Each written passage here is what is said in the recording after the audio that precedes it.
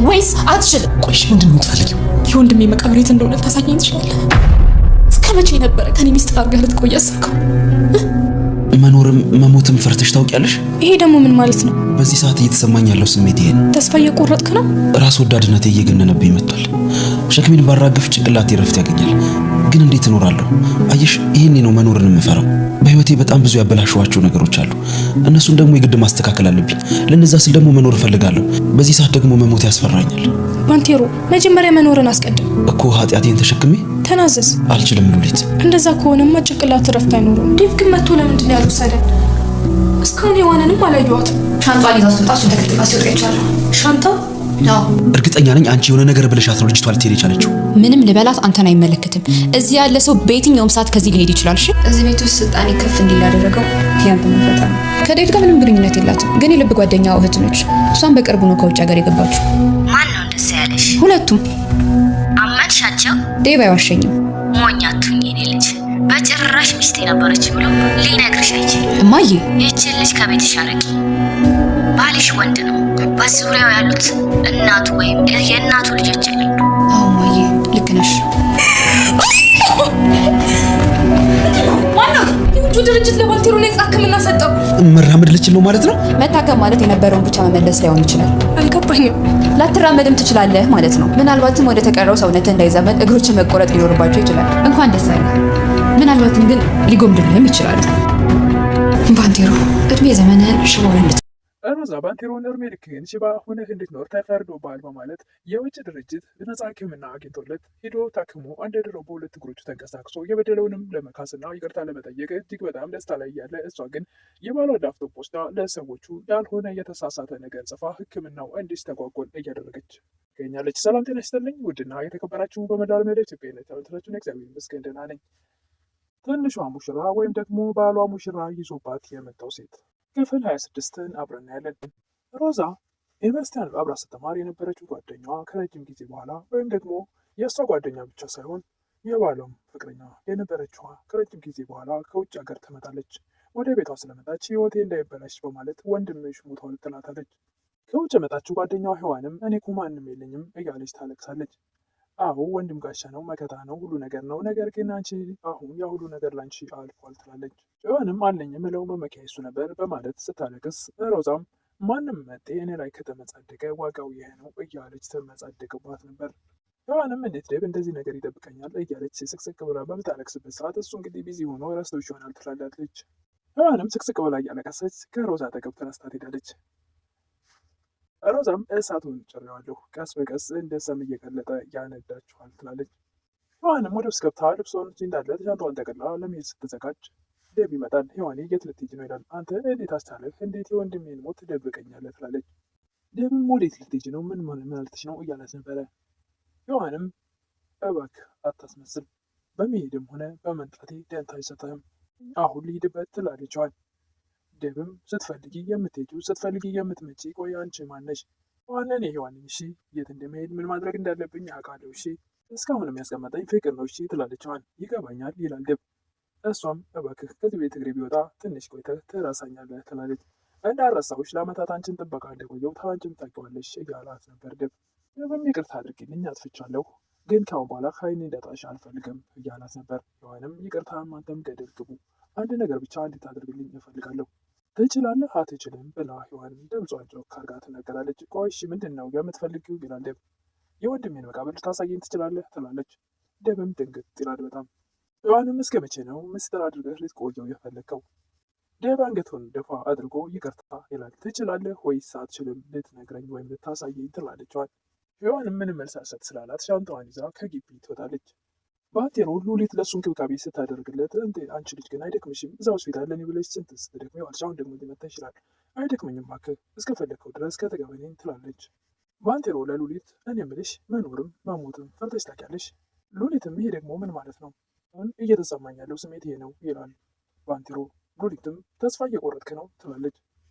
ሸክሜን ባርክ ትንሽ ጭንቅላት ይገለዋል። አየሽ ይሄንን አሁን መኖር የምፈራው በህይወቴ በጣም ብዙ ያስበላሸኋቸው ነገሮች ስላሉ እነሱን ደግሞ ማስተካከል ይኖርብኛል። ለእነሱ ስል ደግሞ መኖር አለብኝ። ሉሊትም መጀመሪያ ባንቴሮ መኖርን አስቀድም ትላለች። እኮ ኃጢአቴን ተሸክሜ ይላል ባንቴሮ። ሉሊትም ተናዘዝ። ባንቴሮ አልችልም ሉሊት ይላል። ሉሊትም እንደዛ ከሆነማ ጭንቅላት እረፍት አያገኝም። ከዛስ ይላል ባንቴሮ። ከዛማ ነጻ ትሆናላ ትላለች። ሚስጥሬን በሙሉ ተናዘዝኩ ልብል ከዛስ እንዴት ሆናለሁ ይላል። ሉሊት ነጻ ትሆናለህ፣ አይምሮ ሰላም ያገኛል። ባንቴሮ እንደዛማ ልክ ነሽ፣ ግን ውስጤ ይፈራል ይላል። ቆይ ምንድን ነው የተሸከምከው ነገር ትላለች ሉሊት። እባክሽን እፈራለሁ አልኩሽ። ሉሊት አላስጨንቀን፣ በቃ ትክክለኛ ጊዜ ነው የምትለውን የሚያስጨንቀን ነገር ተናዘዝ። እንዴት ዴብ እንዴት መጥቶ አልወሰደንም ወደ ሆስፒታል ትላለች። ዮሐንንም እስካሁን አላየኋትም የት ሄዳ ነው ትላለች። ሮዛም ሻንጣዋን ይዛ ስትወጣ አይቻታለሁ። ባንቴሮና ሉሊት ይደነግጣሉ። ወዴት ሄደች እንዴት ይላሉ። ወደማትመለስበት ሄደች ትላለች ሮዛ። ባንቴሮም እርግጠኛ ነኝ አንቺ የሆነ ነገር ብለሻት በአንቺ ምክንያት ነው ልጅቷ የምትሄደው እንጂ አትሄድም ነበር ይላል። ምንም ይሁን አይመለከትም ትላለች ሮዛ። ሮዛም እዚህ ያላችሁት በሙሉ በፈለጋችሁት ወይም ደግሞ በማንኛውም ሰዓት ልትሄዱ ትችላላችሁ ትላለች። እያስፈራራሽን ነው ትላለች ሉሊት። የአባትሽ ቤት ያለሽ በሰው እንዳይሰማሽ እሺ እያለች ትዝትባት ነበር። አንቺን ቢሆን አሽቀንጥሬ አውጥቼ በር ነው የምዘጋብሽ። ሉሊት ለሔዋን ስልክ ለመደወል ስልኳን ታነሳለች። ምን ለማን ነው ትላለች ሮዛ። ልደውልላት ለማን ለሔዋን? አይ ትሰምኛለሽ፣ ከናፈቀችሽ አብረሻት ሂጂ። ዴቭ ሔዋንን ተከትሏት በመሄድ የራሱ መኪና ውስጥ አስቀምጧት እንዴት ለምንድን ነው የደበከኝ በምትለው ሰዓት እና ታዲያ አንቺ ከረጅም ጊዜ በኋላ ነው የመጣሽው፣ እንደ ክፍ አበባ ታዲያ ለቅሶ መርዶ ይዤ ልጠብቅሽ እያላት ነበር። ሔዋንና ያንተ መፍትሄ ደግሞ የእናቴ ልጅ ሞት ከእኔ መደበቅ ነው። ሔዋን በጣም ግልጽና ከእውነት ጋር መጋፈጥ የምትወድ ሰው ነበርክ። አሁን ግን ግራ የምታጋባ ሰው ሆናል። ዴቭም አንዳንድ ጊዜ ነገሮች ያስገድዱሻል። እስኪ አስቢው፣ አንዳንድ ጊዜ ከወደረቅ እውነቶች ውሸት ለመሆን ግድ ይላል። እስቲ ሮዛን ተመልከቻት። አሁን ሔዋን የኔ የድሮ ፍቅረኛ ነች ብላት ምን ሊፈጠር እንደሚችል ታውቂያለሽ? ሔዋንም መንገድ ትዳርግላታለህ ትላለች። የምን መንገድ ይላል ዴቭ። ምናልባት እሷም የምትነግር ሚስጥር ሊኖራት ይችላል። የምን ሚስጥር ብሎ ዴቭ ይደነግጣል። ምናልባት እኔ እንጃ፣ ብቻ አሁን እሱን ተውና ወንድሜ እንዴት ሊሞት እንደቻለ ንገረኝ ትላለች ሔዋን። ወንድምሽ እኮ ቢሞትም በጀግንነት ነው የሞተው። ወንድምሽ ለእኔ በጣም የተለየ ልዩ ሰው ነበረ። እናም መቼም ቢሆን አረሳውም ሔዋኔ እያላት ነበር። እና ግን አንተ ቀብረኸዋል ትላለች ሔዋን። አዎ አልቅሼ ቀብሬዋለሁ። ሔዋንም የእናቴ ልጅ ወንድሜ አንድ ቀን እንኳን ሳላቅፈው እንደወጣ ቀረ እያለች ስቅስቅ ብላ ታለቅሳለች። ዴቭም ሔዋኔ በዚህ ሰዓት ምን አይነት ስሜት እንደሚሰማች ይገባኛል እያንዳንዱ። ሔዋንም ቢከፋውም ቢደሰትም ቢርበውም ቢጠግብም አንድ ቀን ሳላየው ወይም ደግሞ በጀግንነት ቢሞትም ቆሜ ሳልቀብረው ብላ እጅግ በጣም ትጸጸታለች፣ ታነባለች። ሮዛ ሆዷን እያሻሸች እዚህ ቤት ውስጥ ስልጣኔን ከፍ እንዲል ያደረገው ያንተ መፈጠር ነው ትላለች። እርጉዝ ነኝ ብላ ለባሏ ለዴቭ ትነግራለች። ሮዛ ወደ እናቷ ደውላ ሰሞኑን ምን ነው ልጄ እናት እንደዚህ ጣል ጣል ይደረጋል ትላለች እናት። ሮዛም እባክሽ ሰሞኑን ግራ እየተጋባ ነገር ውስጥ ነበርኩ ትላለች። እባክሽን ዴቭ ሚስጥሬ ሊሰማብኝ ነበር ትላለች ሮዛ። ማን ይነግረዋል? ያ ጅባ የሆነ ባንቴሮ ነው ትላለች። አይ እሱ አይደለም እባክሽ፣ እግሩ ብቻ ሳይሆን እንዳለ አንደበቱም ታስሯል፣ እሱ ምንም አይልም አይናገርም ትላለች ሮዛ። እና ያቺ በቤትሽ ያለችው ልጅ መቼስ ሚስጥርሽን አታውቅም ትላለች። ኧረ አይደለችም እሷ ሔዋን ናት ትላለች ሮዛ። ደግሞ ሔዋን ማናት ይላሉ እሳቸው እናት። ሮዛም ድሮ አብረን የምንማር ጓደኛ ነበረች፣ ግን ደግሞ ለዴቭም የልብ ጓደኛው ሚስጥረኛው ነበረች። ቸውም ልጅ ዩኒቨርሲቲ አብራኝ ስትማር የነበረች ስላለቻቸው እናቴ አንቺ ልጅ ከአብሮ አደግ ጋር አትሰደድ ሲባል አልሰማሽም ወይ? ስንዝላል ሆነች ጭራሽ ቤትሽ ድረስ አመጣሻት ይላሉ እናት። አረ ዴቭን ብላ ነው የመጣችው ትላለች ሮዛ። እናትም ምን ብለው ይናገራሉ? እማዬ አንቺ እንዳሰብሽው አይደለም ማለት ይላሉ እናት። ከዴቭ ጋር ምንም አይነት ግንኙነት የላትም፣ ግን ደግሞ የልብ ጓደኛው እህቱ ነች። እሷም በቅርብ ነው ከውጭ የመጣችው ትላለች ሮዛ ለእናቷ። እናትም ማን ነው እንደዚህ ብሎ የነገረች ትላለች። ራሳቸው ሁለቱም ትላለች ሮዛ። እና አመሻቸው እንደዛ ስላሉ ይችላሉ እናት። አሁ ዴቭ አይወሸኝም ትላለች እናትም። ሞኛት ሁኝ የኔ ልጅ፣ በጭራሽ ሚስት የነበረች ብሎ ሊነግርሽ አይችልም። ስለዚህ ቶሎ ብለሽ ይችን ልጅ ከቤትሽ አርቂ። ባልሽ ወንድ ነው፣ ደግሞ በዙሪያው ያሉት እናቱ ወይም የእናቱ ልጆች አይደሉም። ትዳርሽን የምትፈልጊው ከሆነ እነዚህን ሰዎች ቶሎ ብለሽ ካንቺ አርቂ። ልጅም እማዬ ልክ ነሽ፣ እህቶቹ አይደሉም። ዴቭም ሔዋንን መኪና ውስጥ አድርጎ ሔዋኔ በሚላት ሰዓት ወይዬ ትላለች። እኔ እኮ በእናትህ ሔዋኔ ብለህ ስትጠራኝ ነፍሴ ደርሳ እንደምትመለስ ታውቃለህ ትላለች። እየጠበኩሽ ነበር እኮ እስከ ዛሬ ግን የት ነበርሽ ይላል ዴቭ። ለመጨረሻ ከሀገር ስወጣ ከአንተ ጋር እንዴት እንዳሳለፍኩ ታስታውሰዋለህ ትላለች። ዴቭም አዎ በሚገባ አስታውሰዋለሁ፣ ፀጉርሽ ተበትኖ ደንቦችሽን ጥለሽ እኔም ምንም አይነት እንቅልፍ ሳልተኛ ህይወትሽን ሳደንቅ ነበር ይላል። እኔ እኮ ስልጣኔን ጨርሼ ተመልሼ ድጋሚ ክፍል ስር እገባለሁ ብዬ ተስፋ አድርጌ ነበር ትላለች። ደብ ያ ቀን እኔና አንቺ የመጨረሻ ቀን ነበረ፣ ግን ደግሞ ለምን የመጨረሻ ቀናችን እንደሆነ ልትነግሪኝ ትችያለሽ? አሁን ክላስ እንደገባን ጠቅላላ ኮምፒውተሮቹ ስራቸውን አቆሙ። ወዲያውኑ በፖሊስ ተከበብን። ደብም ለምን ይላል ከመካከላችን አንድ ሰው የእንግሊዝን የደህንነት መረጃ ይዘዋል። ስለዚህ እንግሊዝን አደጋ ላይ ይጥላል። ምን የምታወሪው? እናንተ እኮ አጫጭር ኮርሶችን የምትወስዱ ነበራችሁ ይላል ደብ። ምንም የተፈጠረ ነገር የለም ብለን ብናስረዳቸው ሊያምኑን አልቻሉም። እናም ሰብስበው አፋፍሰው ወሰዱን። የት እንደወሰዱን እንኳን አናውቅም እኮ የነበረባችሁ ፖሊስ ጣቢያ ነበር ይላል ደብ። የውጭውን ዓለም ምን እንደሚመስል ሳላውቀው ለአመታት ግን እዛው ነበርኩኝ ትላለች ጆዋን። ደብም ምን ብሎ ይደነግጣል። ባንቴሮና ሉሊት ሳሎን ቁጭ ብለው በቃ ዮሐና አትመለስም ሄደች ማለት ነው ይላል ባንቴሮ። ሉሊት የምትወደድ ሰው ናት አይደለ ትላለች። የምትወደድ ብቻ ሳይሆን የምትናፈቅ ናት ይላል ባንቴሮ። ባንቴሮም ሉሊትን ቆይ ምን እያደረግሽ ነው ይላታል። ዴቭ ለሰዎቹ ሪፖርት እንዳደርግ ነግሮኝ ነበረ እና እሱን እየሰራ ነው ትላለች ላፕቶፕ ላይ። አንቺ ግን የሆነ ሁሉ ነገር እንዴት ልታውቂ ቻልሽ? ይችላል ባንቴሮ። ሉሊትም ይሄ እኮ ቀላል ነገር ነው፣ ከባድ አይደለም፣ አንተም እኮ ልታደርገው የሚችለው ነው ትላለች። ባንቴሮም ቅጥቅጥ ብሎ ይስቃል። ምን ነው ትላለች ሉሊት። አይ እኔ እኮ ከ6ኛ ክፍል ነው ያቋረጥኩት ይላል ባንቴሮ። ለምን ትላለች። ህይወትም ሆነ ትምህርት ከብዶኝ ይላል ባንቴሮ። ማንም ሰው ከጎን አልነበረም። ይህንም የታገልኩት በአሻራ ላለመፈረም ነው ይላል ባንቴሮ። ደብም ቆይ የእናንተ ስራ ወይም ያንቺ ስራ ምን ነበረ? ታስራችሁ ነው እንዴ ይላል። አልታሰርንም እንጂ ያው እንደታሰርን ቆጠረው። እኔ ግን በዛ ሁሉ ጭንቀት ውስጥ አንተንና የእናቴ ልጅ ወንድሜን አግኝቼ ለማቀፍ ነበር ጉጉቴ ትላለች ዮሐን። አላይ እኮ የምሞት መስሎኝ ነበር ትላለች ዮሐን። ደብም እኔም የኔ እናት ይላል። የኔ እናት ነው ያልከኝ ብላ ፈገግ ትላለች። አዎ ከእናቴ ቀጥሎ ከጎኔ የነበርሽው አንቺ ነበርሽ በጊዜው። ደብም ከዚያ በኋላ እኮ ብዙ ዓመታት ነበርሽ። አንቺ እኮ አድራሻችንን ታውቂያለሽ። እኔንም ሆነ ወንድምሽን አንድ ቀንም አላስታወስሽንም ይላል። ዮሐንም ህልሜን ተነጥቄ እነዛ ጌቶቼ ነው ብቻ ነበሩም። ምን ይዤ ፊታችሁ ልቅረብ? አንተ የምትፈልጋት አይነት ሴት ለመሆን ትምህርቴን ጨርሼ ማስተሬቴን ይዤ ይኸው ዛሬ በድጋሚ ፊት ለፊት የቆምኩ ትላለች ዮሐን። ወንድሜ ግን ይህን እድል ባለማየቱ በጣም አዝናለሁ ትላለች ዮሐን። ሎሊት ላፕቶፑን ስታገላብጥ ብላ ትጫዋለች። ምንድን ነው መተፈጥሮ ነው ትላለች ሮዛ። ባንቴሮ የውጭ ሕክምና ድርጅት በነፃ ሰጠው ትላለች። ባንቴሮም የምርሽን ነው በቃ መራመድ ልችል ነው ማለት ነው እያለ በጣም ይደሰታል። ሮዛም አይመስለኝም፣ መታከም ማለት የነበረውን ነገር መመለስ ማለት ላይሆን ይችላል፣ አልገባኝም ትላለች። ሮዛም ላትድን ትችላለህ ማለት ነው፣ ምናልባት ወደ ተቀረው ወደ ሌላው ሰውነት እንዳይዛመድ ሊቆርጡት ይችላሉ ትላለች። እንኳን ደስ አለህ፣ ምናልባት ቆርጠው ሊጥሉሉ ይችላሉ እያለች ስታፌዝበት ነበረ።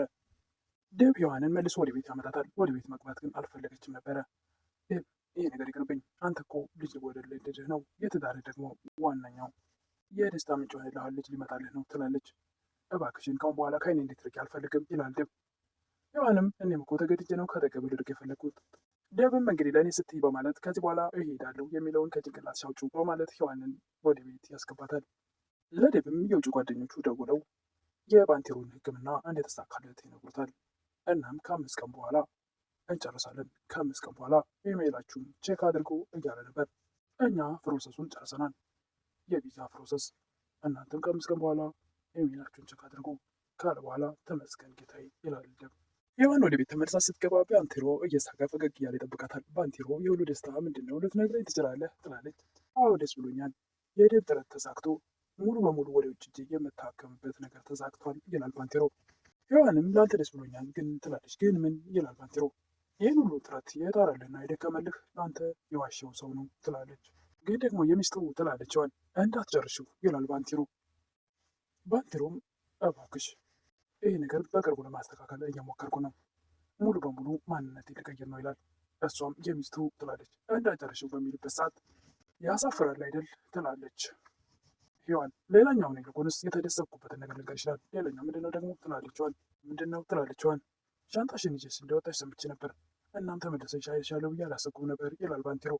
እናም ሴራችሁን፣ ተንኮላችሁን የማጋለጥባችሁ ብቸኛዋ ሰው እኔ ስለሆንኩ ነው ትላለች ዮሐን። እኔ እንደውም ስለወጣሁ ልብ በደስታ አልፈነዳም ትለዋለች። ባንቴሮም እባክሽ አትሳሳች፣ እኔ እንደውም ድጋሚ የማላይሽ መስሎኝ አዝኜ ነበር ይላል። አትሳሳት ባንቴሮ፣ እኔ እዚህ እስካለው ድረስ ሁልጊዜም ለአንተ ፈተና ነው የመሆንብህ። እዚህ ጋ ሮዛ እና ባንቴሮ የደብ ወይም ደግሞ የሮዛ የባሏ ጓደኛ ነው። ከዛም በፊት ባንቴሮ እና ሮዛ እንግዲህ ሌላ ሚስጥራዊ ነገር ግንኙነት እንደነበራቸው ታወጣብናለች የሚል ስጋት ስላላት ነው ሮዛም ከዛ ቤት ሔዋን እንድትወጣ የፈለገችው። ባንቴሮ ደብ ወደ ቤት ሲመጣ በጣም ደስ ብሎኛል፣ ጥረት ሁሉ ተሳክቷል፣ ወደ ውጭ እጅ በቃ አልጠቅም ነው ይላል።